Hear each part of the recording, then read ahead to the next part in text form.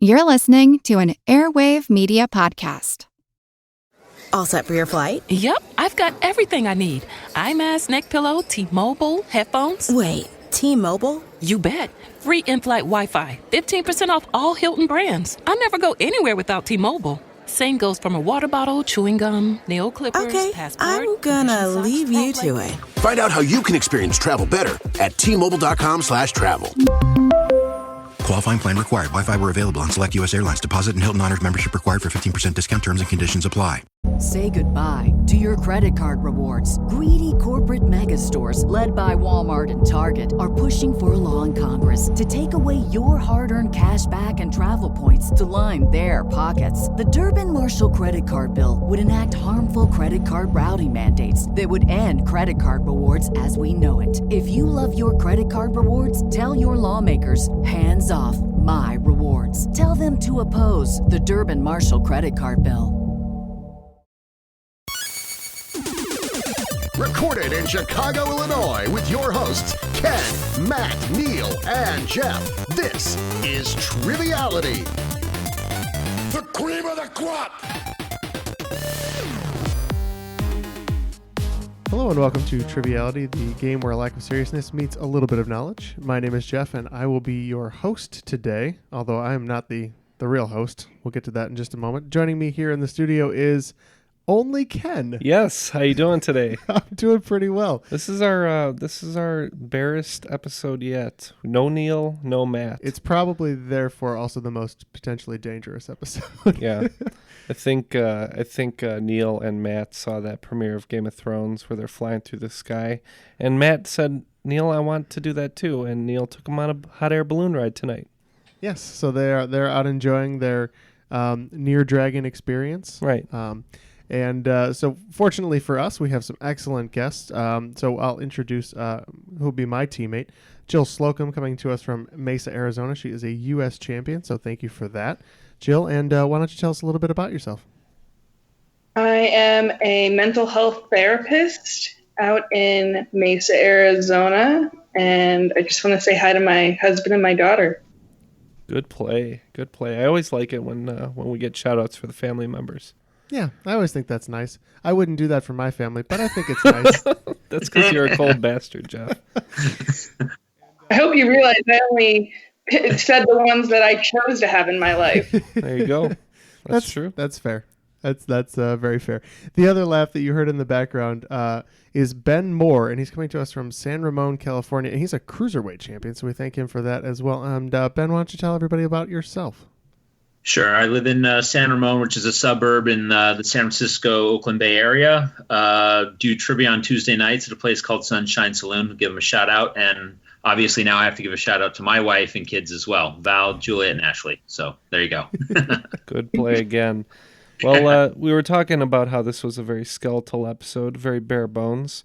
And me and Jeff got to talking. We were thinking about some of our favorite emo songs and emo bands. And you guys wanted to be what? I think we're going to be All That Remains. All right, that's Jeff and Jill as All That Remains, and I will be the Alkaline Trio song, Clavicle. So just Team Clavicle over here. But without further ado, let's toss it over to the rules guy. The rules of the game are simple. 20 questions split into 2 rounds worth 10 points apiece. At halftime, there'll be a special swing round designed by this week's host. After regulation, players will enter the final round with the points that they've accumulated and will have a chance to wager 0 to 30 points on 5 categorized questions. At the end of the game, someone will be named the cream of the crop. The cream will rise to the top, oh yeah. We almost forgot the rules guy was on the show today, too. Yeah, he's here. Poor Darren. We always forget about Darren. Yeah, he came in live in studio, so it wouldn't be just the two of us. Yeah, thanks for keeping us company. Well, he's on his way out now, so goodbye, Darren. Thanks again. All right, whenever you're ready, Ben, let's go ahead and get started. Okay, great. Round 1, obviously these are each going to be worth 10 points. When I put all this together, I had everybody in mind on your team, by the way. So it's going to be, I know. Yeah. Like Neil and Matt are just going to hate that they weren't here, but this is good. It'll be great. Okay. So they'll pay when they listen. Yes.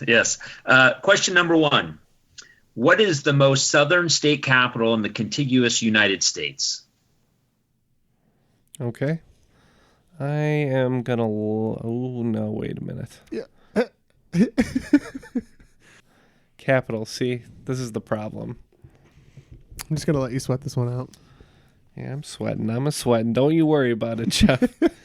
Maybe you can give me some hints here and tell me what's a capital and what's not a... Okay, I'm locked in. Oh, we've been friends way too long for me to help you by cheating. And, all right, Jill, what are your thoughts on this? I was thinking more of a southern state, so maybe Alabama or Florida, because it's not, I don't think it's Texas. Alabama and Mississippi, I think those are both towards the center of the state, so they're higher up. I want to say, so Tallahassee is in the panhandle of Florida, so that's pretty far north. But yeah. I think that one's more southern than both Alabama and Mississippi. Strangely, I do think it might be Austin, Texas, because I think that does go, like the bottom of Texas and the bottom of Florida are about the same spot, and I think Austin is further south than Tallahassee, Florida, but I could be wrong. I'm okay with Texas. Okay. And if I'm wrong, I'll have to eat my geography knowledge here. But I will lock in with Austin, Texas. Yeah, a lot of stuff just came to me as you were talking. I was trying to remember the capital of Texas. I could not. And the capital of Louisiana, I could not. Now I know that's Austin and Baton Rouge. But I went with Tallahassee, which I could remember was the capital of Florida, though I was aware it was in the Panhandle, but we'll see. The answer is Austin, Texas. All right. Good job, guys. It is 11 miles more south than Tallahassee, which is number 5. 11 miles? So barely. I could walk that far. Barely. That's half a bike ride, Ken. Shucks. Half a bike ride, really. Here we go, guys. Question number 2. What European UNESCO World Heritage Site built in the 17th century is known for its Hall of Mirrors? Ooh. World Heritage Site. Oh, okay. I'm gonna put a guess in here. All right, Ken is locked in. Jill, what does this one Is this one ringing a bell? The only thing I can think of is either somewhere, probably France or Italy, because it's more art centric. Okay. Unless it's like random, like Poland. For some reason, my gut went to like the Palace of Versailles. I don't know if that's the right time frame or. That's around. It could be actually. I'm trying to remember. There's Europe could be Russia too. So I'm trying to remember what that palace is. It was that Catherine the Great built. The Winter Palace or whatever that. Yeah. I'm thinking of the ones with the curly cues. Yeah. In like St. Petersburg. Yeah, there's like the Winter Palace is like known for being just like absolutely ridiculous. And I feel like that would have been about the right time frame too, but I don't have any strong bearing here, so. We could say the Versailles because Marie Antoinette liked to look at herself. I don't know. Okay. That's good. I'll go with that. We're gonna lock in with the Palace of Versailles. I have a worse guess. I just put the bad guess of Madame Tussauds. Okay. The answer is the Palace of Versailles in France. Yay. These guys today so far. This is not boding well for Team Clavicle. Question number 3. Gregor Mendel was a 19th century monk who lived in the Austrian Empire. While largely unknown during his lifetime, his science experiments were discovered decades after his death. Today, he is known as the father of what branch of science? Locked in, yeah. Is this one you're familiar with, Jill? All I can think about is Punnett Squares.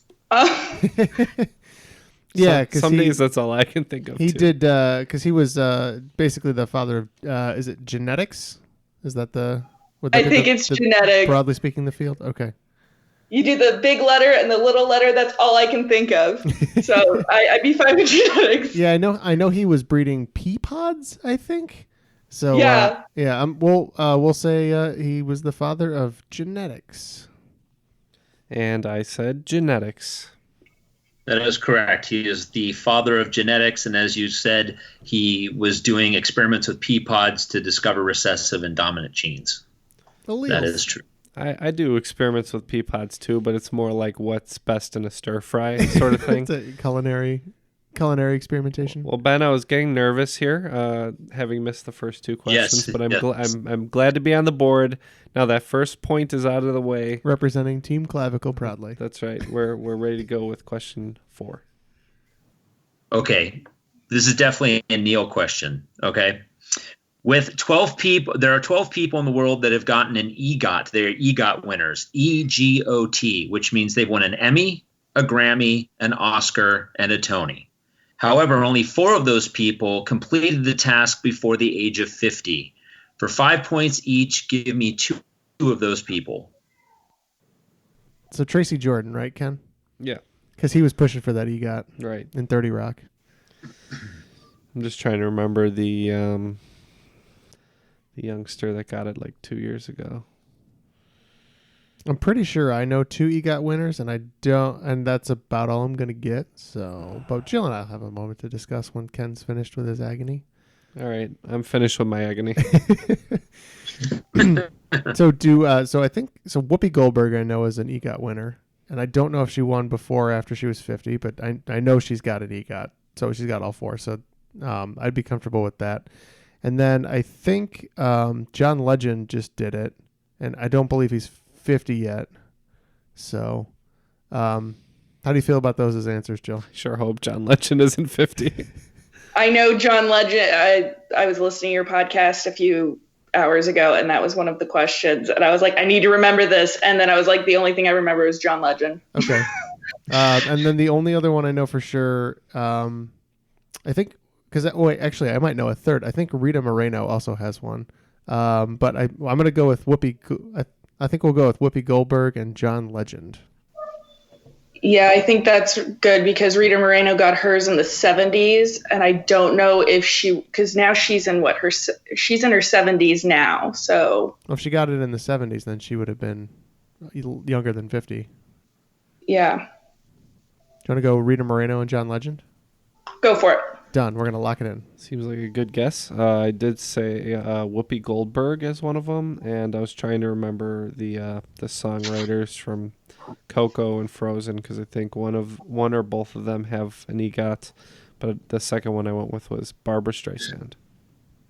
Okay, well, you guys got all 4 in a combination. The answers are composer Robert Lopez at age 39, who did, as you mentioned, Frozen and the Book of Mormon. John Legend at 39 and a half, Rita Moreno at 45, and Whoopi Goldberg at 46. All right, so I actually only got 1. So Ken got 5. Yeah. But you guys had mentioned all 4 of them in passing. Yeah, I wish I could have remembered that composer's name, but I'm pretty proud of that outing for us. So far you have 100%? Your team? Yes, 4 for 4. Okay. On to question number 5. It's a sports question. This former Major League Baseball manager is 15th in all-time wins and is the only African-American manager to reach 1,800 wins. Who is he? All right, this is where my streak ends. I'm locked in.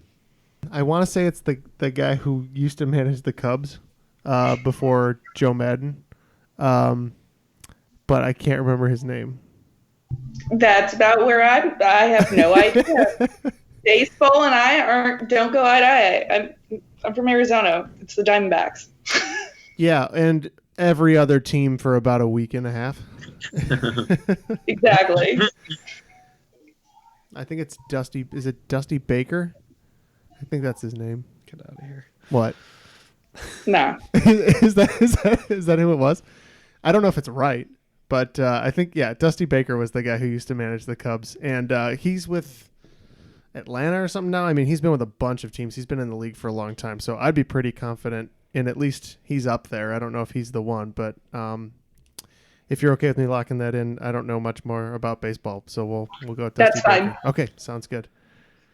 I said Dusty Baker. Dusty Baker is correct. Get out of here. Yeah. You're a cheater. Wow. I've had it. How am I cheating? You're cheating. I see you with your phone. Where's my phone? I'm just kidding. It's in the car. That was crazy. Dusty Baker has managed with the Giants, Cubs, Reds, and the last time he managed was with the Nationals in 2017. The Nationals, okay. I was seeing white and red, but I was thinking Atlanta, but yeah, in the Nationals.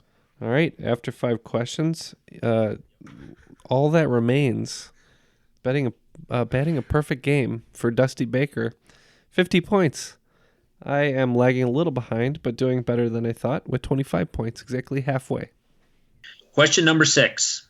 Che Guevara was a major figure in the Cuban Revolution, yet he wasn't from that country. What country was he originally from? I believe I know this, but we'll let Ken lock in because that's his honor today. I'm good.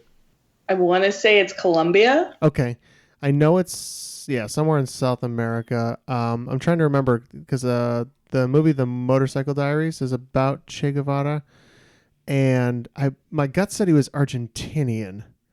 I don't know why. I'm trying to see if I can remember anything relevant from the movie. What do you remember about Rage Against the Machine? All you have to do is just hit your guitar in weird ways, and then Let you're a musical genius, like Tom Morello.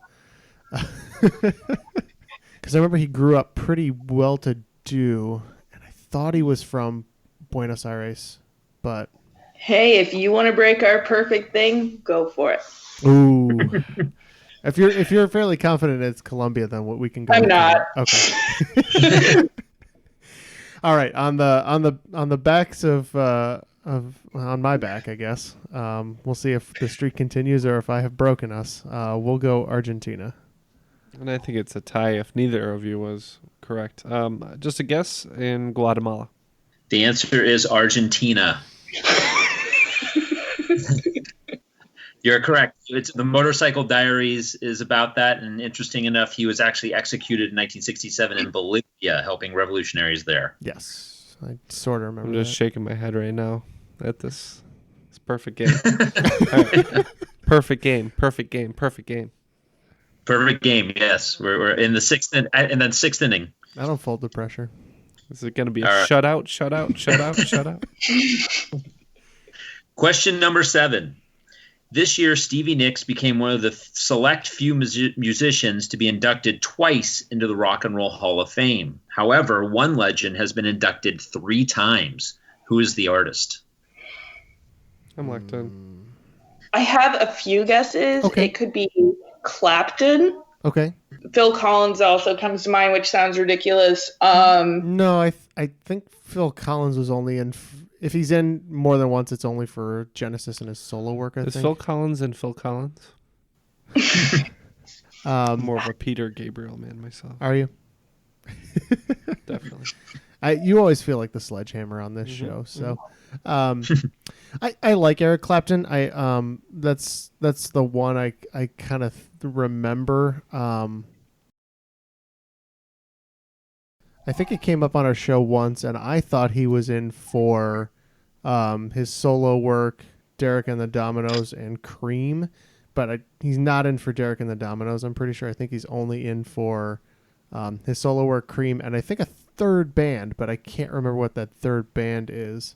I always want to say like the Yardbirds, but that one's always wrong. I always get that wrong. Doesn't matter what I answer. The Yardbirds are always wrong.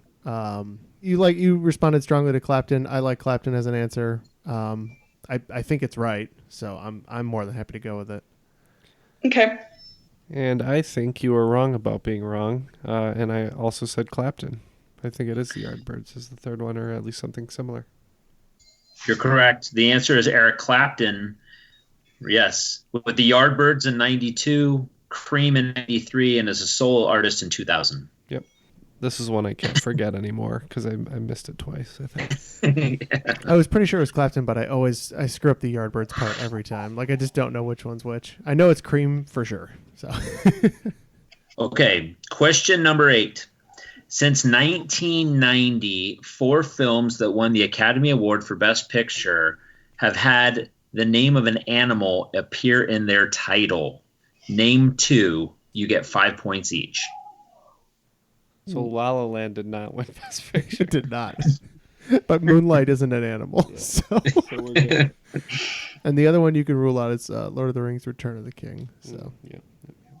I'm like dancing around them because I've thought of like 12 of them. Yeah. This is the part of the show where I look at Neil and I go, "You got this, right?" And then I zone out. I don't think today's your day.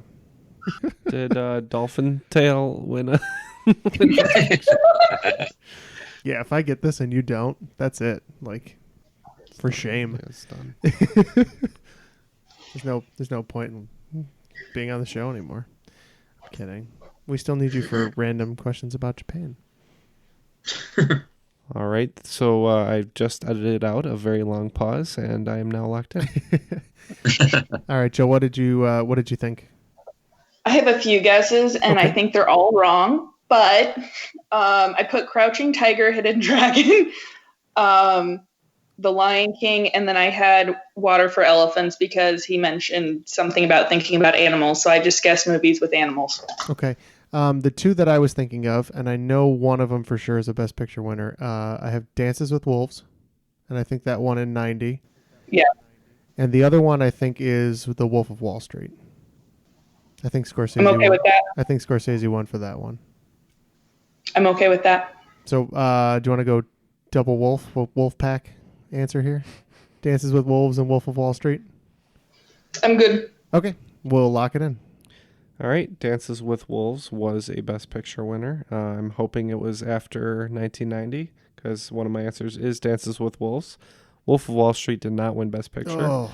Silence of the Lambs won Best Picture, though. It did, yeah. Oh. So, Silence of the Lambs, Dances with Wolves. That is correct. The perfect game comes to an end. The four answers are 1990 Dances with Wolves, 1991 Silence of the Lambs, 2008 Slum Dog Millionaire, 2014 Birdman. Jeez. Oh, I forgot about Birdman. Yeah, I was really blanking for a while. Silence of the Lambs really kills me because that one won all five of the big ones. It won for it won for Best Picture, and it won for both leading actor and actress, and the other two major ones, whatever those ones are. Director, and I think maybe adapted screenplay or something like that. Yeah. So, sorry, Jill, I totally forgot about the wonderful performance of Hannibal Lecter in that. All right, question number 9. In physics, this term is described as, quote, when an electron in one energy level in an atom jumps instantly into another energy level, emitting or absorbing energy as it does so. Oh, it's also the title of a TV show starring Scott Bakula that aired on NBC from 1989 to 1993. Thanks for that.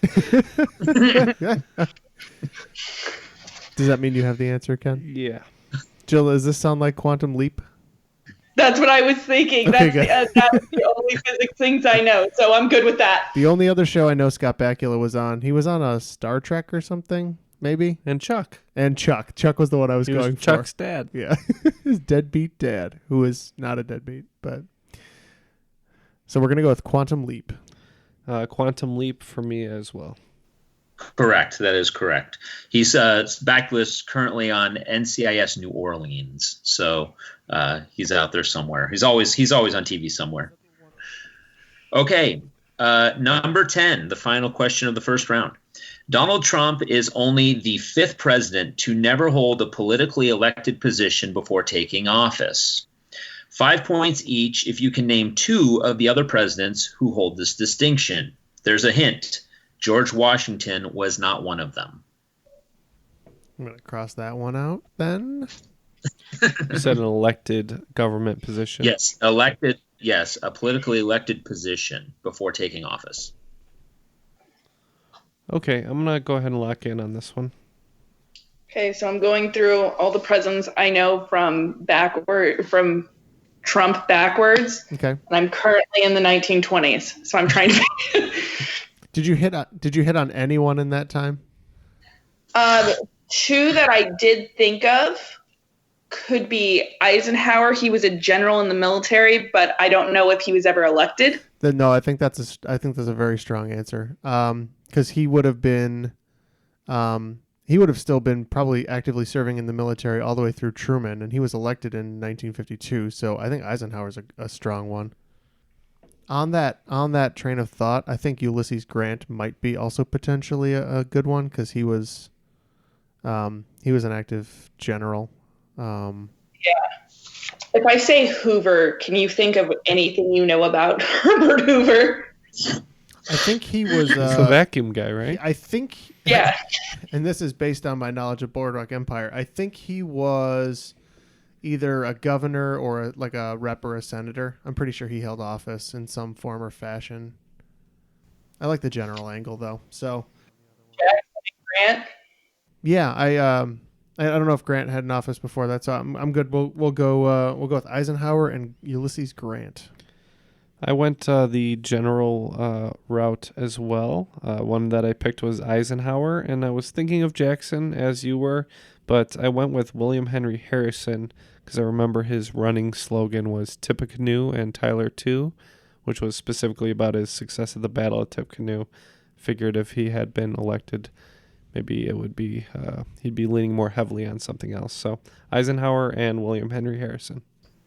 Yeah, you guys are definitely in the right area with the generals. The 3 or 4 of them they are Zachary Taylor, U.S. Grant, and Eisenhower, all generals, and then Herbert Hoover only was a Secretary of Commerce under Harding and Coolidge. He never had an elected position. Wow, Jill had that one too. Well done. And after the first round, I am sorry to say that I have 60 points at Team Clavicle. And that's usually a pretty good score for round one. And Team All That Remains missed half a question, 95 points. So we're on to the swing round. This swing round is called Also Known As. What I'm going to do, there are 10 people. I'm going to give you the real name of a famous person plus their date of birth and then their date of death if they've passed on. And you're going to tell me what they are better known as. Okay. Number 1, Calvin Brodus Jr., born 1971. Number 2, Georgios Paniatou, born 1963, died 2016. Number 3, William Blythe III, born 1946. Number 4, Vladimir Ulyanov, born 1870, died 1924. Number 5, Isur Danielovich Demsky. Isur Danielovich Demsky, born 1916, still alive today. Number 6, Alicia Beth Mohr, born 1979. Number 7, Reginald Dwight, born 1947. Number 8, Eric Bishop, born 1967. Number 9, John Roger Stevens, born 1978. Number 10 is Robin Fenty, born 1988. Yeah, can you just do a clean read all the way through? Sure, absolutely. Thanks. Number 1, Calvin Brodus Jr., born 1971. Number 2, Georgios Paniatou, born 1963, died 2016.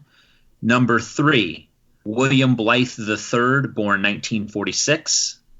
Number 4, Vladimir Ulyanov, born 1870, died 1924.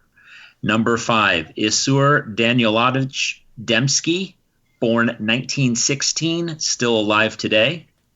Number 6, Alicia Beth Mohr, born 1979. Number 7, Reginald Dwight, born 1947. Number 8, Eric Bishop, born 1967. Number 9, John Roger Stevens, born 1978.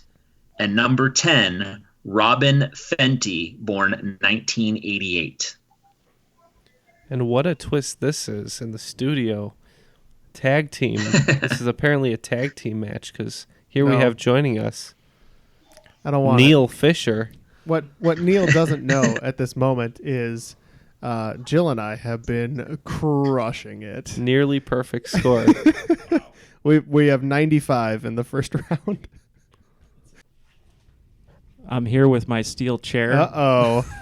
I feel it coming on. Oh, my God. This guy refuses to miss a single episode. He absolutely refuses to break his perfect attendance streak. He's beaten and ragged, but here he is, chair in hand. Well, I surely need some help on this swing round. So let's break and see what answers we can come up with. Say goodbye to your credit card rewards. Greedy corporate mega stores, led by Walmart and Target, are pushing for a law in Congress to take away your hard-earned cash back and travel points to line their pockets. The Durbin-Marshall credit card bill would enact harmful credit card routing mandates that would end credit card rewards as we know it. If you love your credit card rewards, tell your lawmakers, hands off my rewards. Tell them to oppose the Durbin-Marshall credit card bill. Welcome to From Beneath the Hollywood Sign. If you love old movies, Hollywood history, or the golden age of filmmaking, you've come to the right place. This is the podcast that talks about amazing stories of Tinseltown from another era and fascinating conversations with writer-producer Steve Cubine and actress-writer Nan McNamara. One particular argument, he ended up dislocating Ava's jaw. Ava, she was such a tough cookie. Rather than cry or scream or anything like that, Or call the police. She should have, exactly. What does she do? She takes an ashtray and she knocks him over the head and knocks him unconscious. That's how she fought back. She didn't know what to do, so she called Louis B. Mayer. I think I've killed Howard Hughes. What do I do? Revisit a time when the pictures were still big and everyone was ready for their close-up. When you want Tyrone Power instead of Tom Hardy, Jennifer Jones instead of Jennifer Lawrence, or Robert Mitchum rather than Robert Pattinson, then From Beneath the Hollywood Sign is the gin joint for you.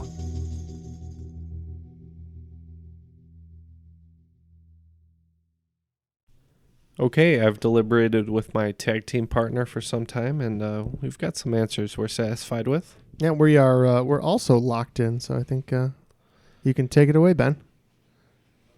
Calvin Brodus Jr., 1971. That I have Snoop Dogg. I have Jill to thank because she knew that one was Snoop Dogg. Right. Nickname was given to him by his mom where she called him Snoopy. Second one is Georgios Paniatou, born 1963, died in 2016. If there's anything I know about, it's recent celebrity death, and this is George Michael, I believe. Jill also bailed me out on this one. She said, I think this is George Michael, so... So you had faith in your teammate? I did have faith. That is correct. It's George Michael. The third one, William Blythe III, born 1946. Yeah, so being born in 1946, we clocked this person in their, 70s, 80s? Mm-hmm. Yeah, a little older. Early 70s. Early 70s. That's Takeshi 6ix9ine. And Jill, I don't think we ever came up with an answer for this one, did we? Nope. All right, so we got nothing. So it's President Bill Clinton. No way. Oh. His father died in an accident before his birth, and he changed his name to his stepdad's name when he was 15. Oh, my God. I knew Gerald Ford changed his name. I almost guessed that, too. Gerald Ford died today. That's for the SNL fans. It's an old reference. Yes. Deep cut. Yes. Vladimir Ulyanov, 1870 to 1924. Famous poet, and you would say almost like a lyricist, Chingy. All right. What did we say for this one, Jill? Lenin. Lenin. Yeah. Vladimir Lenin. That is correct. It's Vladimir Lenin. Number 5, Isur Danielovich Dembski, born 1916. Yep, we had this one pretty handily, and it's Kirk Douglas. Yeah, I saw the other day on Catherine Zeta-Jones' Instagram that he was enjoying a nice soak in the sun. So we said Kirk Douglas. That is correct. Number 6, Alicia Beth Moore, born 1979. I think this one is Pink, so that's what we went with. And Jill, this one was all you. It was Pink. That is correct. It is Pink. Number 7, Reginald Dwight, born 1947. With a name like Reginald Dwight, I don't know why you would change your name to Elton John, but he did. And we agree. We think this one is Elton John. That is correct. It is Elton John. Number 8, Eric Bishop, born 1967. I was focusing on this one for a really long time, and for some reason I was like, oh, it's going to start with an E, and then I remembered that he changed his last name to have 2 X's, and it was Jamie Foxx. And we just said Eric B. It is Jamie Foxx, taking the last name from the comedian Red Fox. This is correct. Number 9, John Roger Stevens, born 1978. Oh, you know something? I got this confused with Steve Rogers, and I said Captain America. And we had a bag of nothing. It is John Legend. John Legend's real name is John Roger Stevens. The aforementioned John Legend. You mean Yes, Legend's not his real last name? Oh, shocking. Just like Stevie Wonder's name isn't really Stevie Wonder. You can't just drop bombs like this on me. It's Stevie Wonderstiston. Number 10, Robin Fenty, 1988. This one, I had to remind Ken that he annoyingly would never forget the fashion line known as Fenty. I knew Ken would have forgotten that on his own. Oh, no, he remembered. It is Rihanna. And we agree, Rihanna. That is correct. It is Rihanna. So that's it. And after that round, it looks like we both got 35 additional points out of it. So nothing gained, nothing lost. I'm at 95 along with Neil. On Team Clavicle, by the way, Neil. Oh, Clavicle. We're gonna be breaking some clavicles in just a second here. We're in the emo mood. I like it. Thank you. What's your team name, Jeff? All That Remains. All That Remains. Okay. And All That Remains 130. This is good. I haven't been here for all the rapport between Jeff and Jill. I can already tell that Ben's a great host just from the swing round, so I'm excited to see what he has in store, and I'm ready to go. I'm oiled up. Okay, so here we go. Round 2. Question 1, round 2.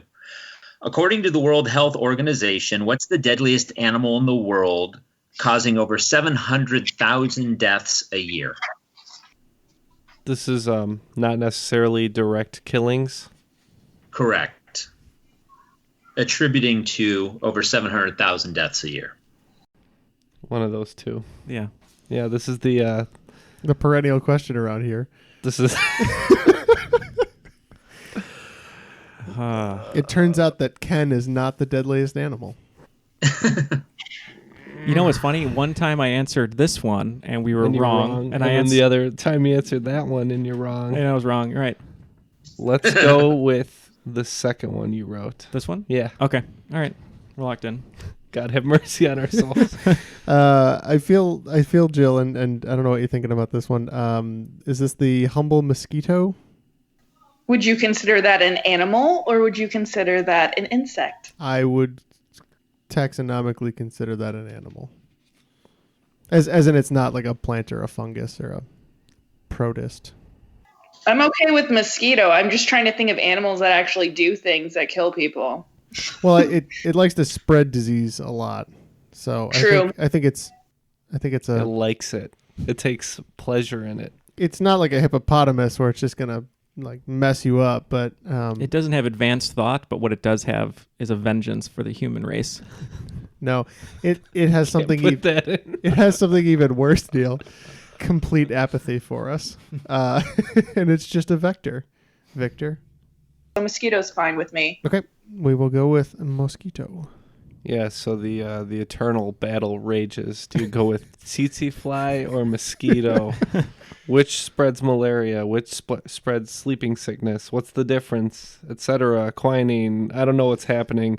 We went with mosquito. Correct. Everyone is right. It's mosquito, mainly attributed to malaria as the number one thing that leads to death. At least we got one for once with the mosquito. Yeah. That's good. On a very depressing question. We had it on the show once as to what mosquito meant, but I don't remember. Little bite. It's a type, something like that. Little yeah. mosquito. Oh, it's not a type of. It's not a type of barbecue, right? Because it's small. Because poquito, right? Was that the? Yeah, I think so. Yeah, something else there. Yeah. Okay, round 2, question number 2 is a sports question. This college basketball player had the highest scoring average in NCAA Division I history with 44.2 points per game, and all before the three-point line came into play. Who is this person? I could probably guess someone real. Let's just go with your real guess. We're locked in. Okay. Are you going with the logo, Jerry West? I'm not going Jerry West. No. I know Wilt Chamberlain had a bunch of NBA records, Jill. I don't know if he was super effective in college. He would be around long ago enough that I don't think the three-point line was in place. So, and it might be this obscure player that didn't even hardly play in the NBA. That's the other thing I'm thinking. You pick. You decide. All right. I'm going to roll the dice here. And we're going to go Wilt Chamberlain. Yeah, I was just going to say, Hoops McShoots a lot or something like that. So, Neil? Yeah, we wrote down Kareem Abdul-Jabbar and Bill Russell, and we just decided, since he's awesome, to go Bill Russell. Okay, the answer is Pistol Pete Maravich from LSU from 67 to 70. And Jill with the outside line on no one we've ever heard of. Okay, question 3, round 2. In tax and accounting slang, what does the acronym LIFO mean? LIFO. In tax and accounting slang, what does the acronym LIFO mean? Can I call my tax consultant real quick? At least Matt's not here. He hasn't done his taxes in like 6 years. Don't say that. He said it on a previous episode. He said he hadn't filed them in 3 years, and it made the final edit. So Matt has not done his taxes in so long that Elliot Ness has risen from his grave and is coming to get him. Insurance financial obligation. Life insurance financial obligation. I like it. Let's do it. And we're going to go with liquid income. So close. The slang term means last in, first out, meaning the last money you put into an investment is the first money that will be taxed. LIFO, L-I-F-O. If I had money, I would probably know some of these things. I should have. Until I acquire some, I can't really do fun things with it. And if you'd like to help Ken in his lifelong goal there you go. of earning a little bit more money, you can support us directly, just like Jill and Ben do, at patreon.com/Triviality Podcast. You thought I was going to wait for a midpoint, but I can hit you at any time. That's a spot right there. This little break there was brought to you by LIFO, singers of Summer Girls Who Like Write-Offs. We don't know what you're talking about. He's talking about LFO. Oh. All right, round 2, question number 4. What well-known river in Africa is the only river to cross the equator twice? We're going to lock in. Jill, my gut says it's the Congo, because I think the Congo runs from east to west and then dumps into the Atlantic Ocean, and I think it's right about that parallel. I don't know what you... Yeah. Okay. I think that's a good guess. Great, because the Nile runs north-south, so I'm pretty sure it just plows right through it. So we're going to go with the Congo River. Well, if this is right, I hope our listeners are sitting down on this geography question, because I put Congo River. That is correct. It is the Congo. Nice job, Ken. He did tell me before this game today that he was really into Michael Crichton lately, so it must have helped. I did not watch the film Congo, Neil. Round 2, question number 5. The modern-day Olympics first took place in 1896. Since then, it's been canceled 5 times. 3 Summer Olympics, 2 Winter Olympics. What year was the most recent cancellation? There might have been one more recent than that, but maybe not. Okay, we're locked in.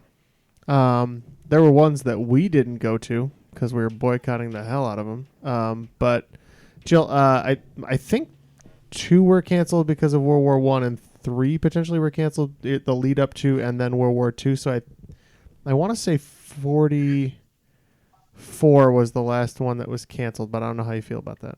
I feel good about it. 44 sounds good to you. It sounds good to me. Yeah, I'm not sure how the Olympics were syncopated, but we said 46. The answer is 1944. There was one was canceled in 1916 for the Summer Olympics, and both Winter and Summer Games in 40 and 44 were canceled. All of them due, obviously, to world wars. Round 2, question 6. During the presidential election of 1912, a third party known as the Progressive Party actually finished second in popular voting and in the Electoral College. It's the only time this ever took place in the 20th century. What well-known politician was the presidential candidate on the Progressive ticket? I'm going to lock in with a guess. I have a guess of, I was thinking maybe Teddy Roosevelt. Okay. And the Democrat would have been Taft, who was still in. So yeah, I'm fairly confident you're right about Teddy Roosevelt. Okay. So we're going to go Teddy Roosevelt. We went a different direction and said one of our favorite people, Eugene Victor Debs. You are correct. It's Teddy Roosevelt, and they were also known as the Bull Moose Party. That is correct. Roosevelt. That was what was Split throwing the me ticket. off. Yeah. I figured after he was president, he was done. So he could run again. He was eligible to run because he took over for, well, two reasons. One, they didn't have restrictions until Eisenhower was in office, but also, I mean, he ran, it was like in 7 years after McKinley died, and then, he ran against Taft because he hated him so much after he handed it off to him. Okay, round 2, question number 7. Because of a health scare, what color M&M was discontinued from 1976 to 1987? I sort of remember a big hubbub about blue being a color, and I don't know if it came back triumphantly. That was a voting thing that everybody could vote for. And I remember voting because it was like blue, pink, and purple, and then blue won. But they had said it'd never been that before. I'm wondering if it's brown. Yeah, that's interesting. That's why Van Halen didn't want him. Yeah, brown would have been my second guess, and if you think blue wasn't in there originally, then let's go with brown. So it was this was regarding the food coloring itself was thought to be toxic, and it's those like lake colors, whatever that means. You know how it always says yellow lake 40 or whatever. I think it's yellow. Could be red too, but I want yellow. The answer is red. Oh. Because of a Russian study in 1971 that found red dye number 2 to be cancerous, they just decided to quietly get rid of it and then bring it back later on when they obviously found a different color for it. I lost my toss-up. Okay, question number 8. What is the highest political position ever held by someone in the U.S. government who later went to prison? I don't need the person. I just need the actual position that they held in politics. You just need a position. Oh, okay. I'm just trying to think. If you think that someone... That guy went to jail. Yeah, I only know of one who went to jail, but what Ken is saying, there might be someone above him, yeah. Okay. We'll give that guy a shout out, though. Okay. In a bad way. Yeah, he's a right honorable bastard. So I know Dennis Hastert went to jail, and he was Speaker of the House, so that puts us pretty near the top. Can you think of a vice president, Jill, that went to jail? Should have, yes, but didn't know. I don't know anybody. Well, I don't know if did Agnew skirt jail time? Yeah, he did. Okay, I'm trying to remember if there's anybody else at any point for any reason. I mean, we're just going to forward it, right? And we'll just pardon the previous administration. Not a problem. I think you're right. We could. I'm comfortable as Speaker of the House. Okay, that's the highest that I know for sure. So we'll lock it in. Speaker of the House. Yeah, me and Neil were talking about Dennis Hastert as well. May he go himself. Mm-hmm. But we felt that surely in our sordid American history, there was probably a vice president that found his way into a jail cell. So we said vice president. The answer is Speaker of the House. Dennis Hastert was definitely the person that spent 13 months in prison, was released in 2017. I thought I'd throw an Illinois. Does he walk the earth still, or is he just dead to us? Just dead to us. Yeah, just to us. Okay, question number 9. Out of the top 10 songs to stay at number 1 on the Billboard charts the longest, only 2 are not titled in English. For 5 points each, name the titles. Got one. Okay. I feel pretty good about. I think I've got 2 in mind. We're locked in. All right, Jill. So which one do you think you've got? Despacito. Okay. The other one I was thinking was the Macarena. I'm okay with that. Okay. Yeah, I won't sit here all night. We'll lock it in. Macarena and Despacito. We said Despacito and Bailamos. The answer is Despacito and Macarena. Despacito in 2017 ties for the most at 16 with Mariah Carey and Boyz II Men with One Sweet Day, and Macarena hit number 1 for 14 weeks in 1996. I heard that little cadence in there. Boyz II Men. That was very nice. I don't remember Neil being an albatross, but you know what? If I can play half this well at Geek Bowl next year, we're gonna come in first place. I hope so. Huge margin, because I don't know what's possessing me today. But question number 10, the final question of round number 2. Astrologer, famed seer, and reputed prophet Nostradamus was from what country? Ooh. The good news is, after talking myself up, I remember that Jill has helped me out on quite a few of these questions, so I can rely on her for this one. I'm really good at guessing. I like good guesses. Yeah, I think we wrote down a few answers here, and I think we're going to lock in with one as a guess. Well, he's European, so I'm going to guess either French, because, French, or German, or Germany. No real reason, just how the earth moved me. No, that's fair. I was trying to think. Nostradamus sounds vaguely Latin-ish. Germany feels right for some reason. Okay, let's do Germany. I don't know if it is, but we'll go Germany. Well, Neil came into the studio late. I think somebody else is coming in right now. Who is that? Uh-oh. I'm president of the Nostradamus fan club. If you knows me, you knows that Nostradamus knows everything. So we said the Netherlands. Michel de Nostradam was born December 1503 in the south of France. Oh. You teased it so nicely. I was just like, say the Netherlands. Say the Netherlands. I feel bad I talked Jill off of that one, but the good news is Ken didn't catch a break, which... No.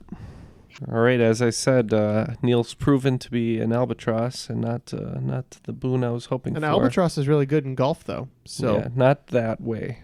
I would prefer if you played for the I'm lowest more talking score. about the Rime of the Ancient Mariner by Samuel Taylor Coleridge, which I remember. It's 190 to 120 to be short. Okay, so we're now into the final round. There are 5 questions. I'll give you guys the title of each question so you guys can make your wagers, correct? Correct. Yep. All right. I want to make sure I got that right. The first question title is The Summer of Murder and Music. The second question is Before There Were Video Games. The third question is titled King of the Silver Screen. The fourth question is titled And Justice for All. And the fifth and final question is titled A Shot in the Arm. And in this final round, I really do hope I catch my break. All the wagers are locked in. Bring me some luck, Neil. I hope so. There you go. First question, The Summer of Murder and Music. Cult leader Charles Manson considered himself quite the musician and even sold one of his songs to what rock band in the late 1960s? Second one is Before There Were Video Games. When playing card games such as bridge, what is considered the lowest suit? King of the Silver Screen.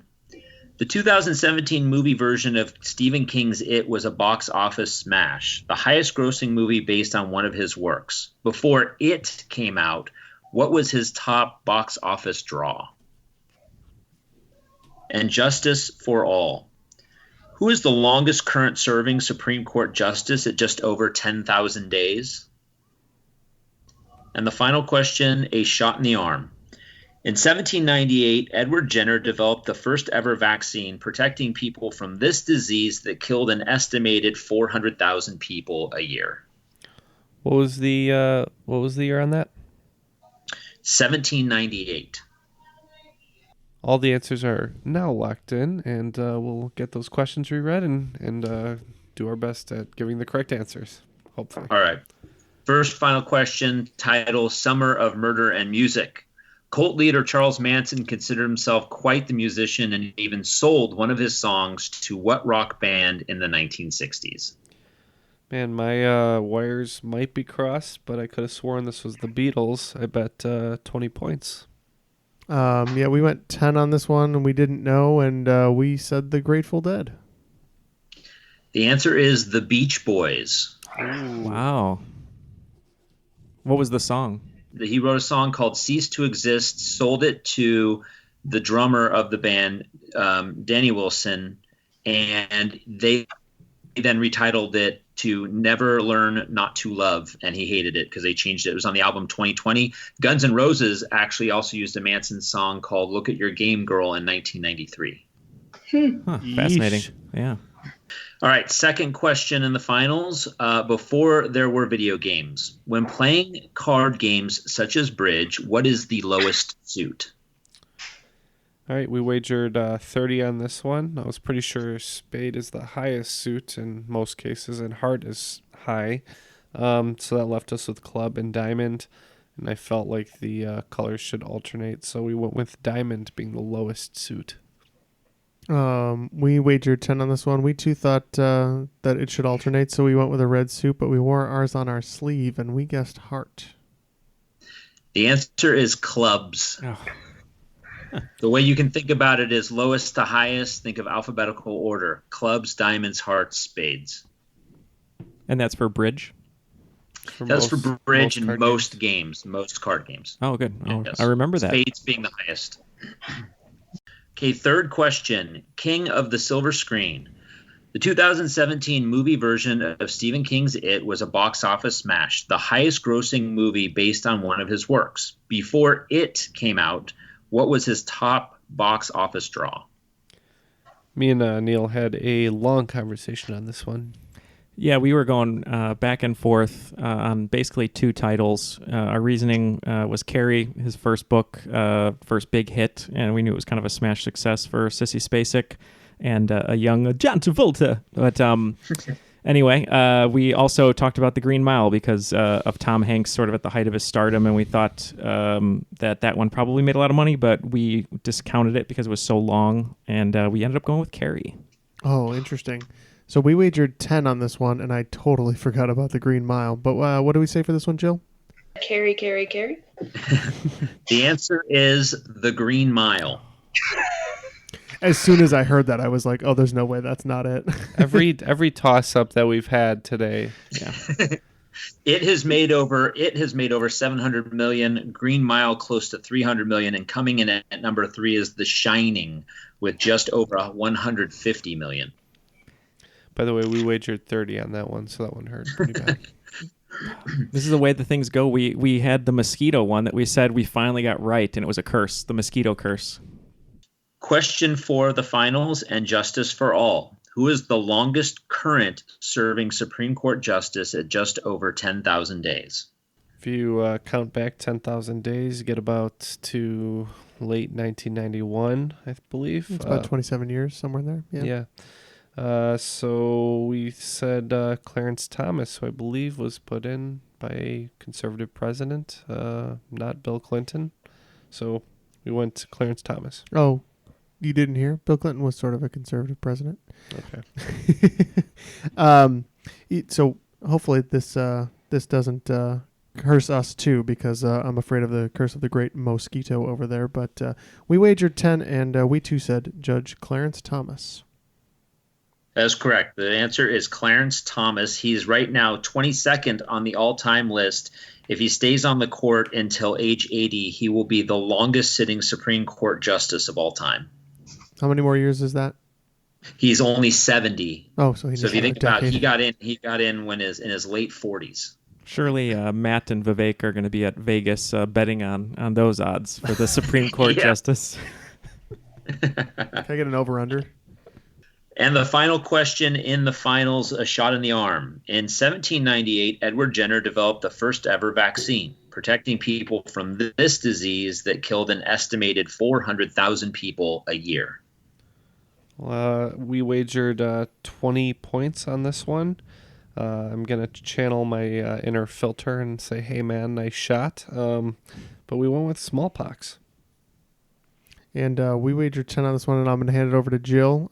She was the shot and the arm I needed on a couple of these questions. So what do we say this for this one, Jill? I think we said yellow fever. The answer is smallpox. Nice, Ken. He actually also came up with the term vaccination. Vaca from the term cow, and vaccinia from the term meaning cowpox, which is what he used to inoculate people. People who had cowpox, he would take a little bit of it and give it to people to keep them from getting smallpox. Okay, so it looks like everybody lost a couple points in the final round. We lost 40 points, bringing our total to 80 points. So not bad considering all the toss-ups we missed. Mm-hmm. And the fact that Ken played the whole first round by himself. Yeah, true. True. And it looks like all that remains, you are the cream of the crop. You lost only 30 points, and you have landed at 160. Congrats on being cream of the crop. Nothing is going to stop me. Nothing's going to stop me. Well, thank you, Jill. You were an excellent teammate, so thank you so much for joining us today. Thank you so much for letting me be on. Yeah, you guys were on fire for more than half that game. I have to say I was very impressed at your skills today. Yeah, it was a good pairing. It worked out very well. I noticed Jill, like a Gouda and a nice red wine, or maybe something. like a raspberry brie. Don't ask me. I've got a gutter palate. I noticed Jill on the in the crop. We had asked for some ideas for bonus episodes, and Jill wrote a bunch of them down. But one that interested me, which I saw evidence of tonight, was 90s hip hop. Yeah. So we'll have to bring you back for that, because that sounds like a fun game. I'm down for it. Let's do it. All right, and of course we want to thank Ben for presenting this excellent game. Great questions today. Well, thank you so much for having me, guys. Anytime. I'd love to come back if you would like to have me. Yeah, absolutely. Yes, I can't echo that enough. Thanks again to Ben and Jill for their joining us today, their support of us on Patreon. We are forever grateful for those individuals who can help us out in that capacity. For Ken, I was almost going to say Matt, who's not here, Neil, and myself, that was Triviality.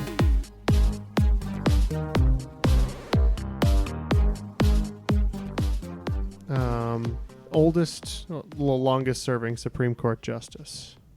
Judge Reinhold? I don't know. Oh, man. Matt'll be remiss that he'll never even know we made a mock trial reference. So, who's there? Colleen or Neil and Colleen? Colleen. Just Colleen. You want to play? You want to play?